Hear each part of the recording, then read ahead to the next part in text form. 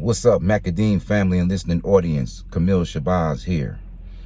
Hoping all is well with you and yours. And I'm just going to go right into my subject.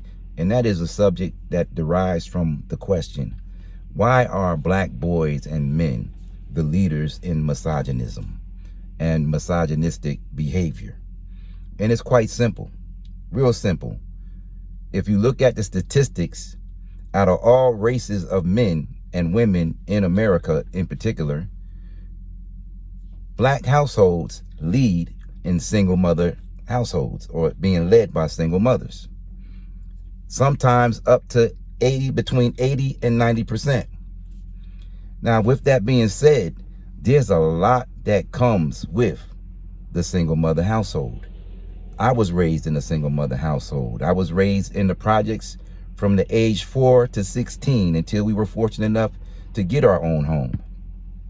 But between that time, I was raised in the projects around 95 to 98% single mothers, with my mother being a single mother. And as a young boy, being raised by a single mother, you go through traumatic experiences, especially when it comes to the variation of different men that will come into that mother's life while you are a boy growing up. And sometimes if you're growing up between the age of 5 and 15, your mother may go through 10 relationships. And in between those 10 relationships, there are other relationships that you don't know anything about. But the ones that hit home usually end up in tragedy, in domestic violence, with that young brother, with that young boy having to be the referee, having to be, by default, the son husband, taking care of his younger siblings, and being a psychologist to his own mother, who was making childish ass mistakes. Now, if you look at all the arts, from sports all the way to rap. Rap is the art that contains the most misogynistic behavior in words and acts. Why is that? 99% of rappers come from single mother households. They have been traumatized. They have been inbred to dislike women just by the nature of their environment and being disappointed by their single mothers who have these multiple relationships with men calling them bitches and disrespecting them, and vice versa. And once again, the young boy having to be the referee, to break up fights, to ask his mother to please be quiet so Bill doesn't kill you.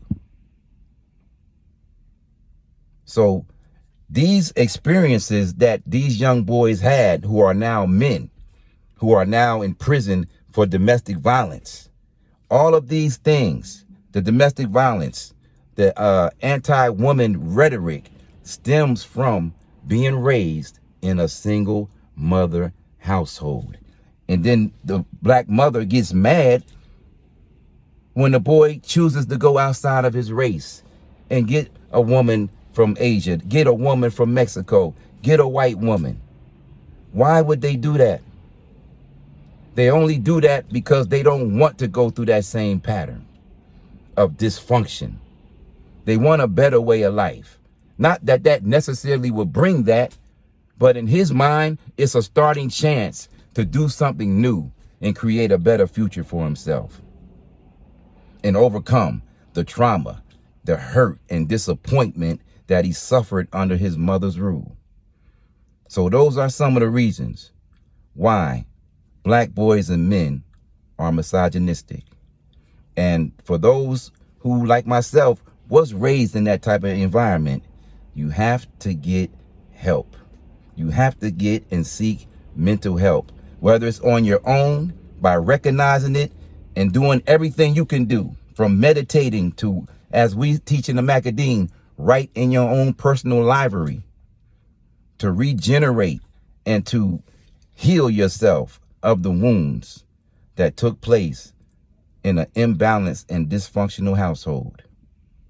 The prisons reflect the fact that between 80 and 90% of the households in Black America are run by single mothers. It actually reflects that statistic in the prisons. And at least 50% of the prisoners are in there, like myself, at one time, for domestic violence. That violence that you're striking out against a woman is really that violence that you feel in your heart, that hate and that disappointment that you feel in your heart towards your mother who let you down. But it's not her fault. It's the way she was raised, and it can go into her psychological development, which is another whole subject in itself. But if you are, in fact, brothers, going through the pains suffered from that experience, once again, get the help that you need. It's never too late. More later, and peace.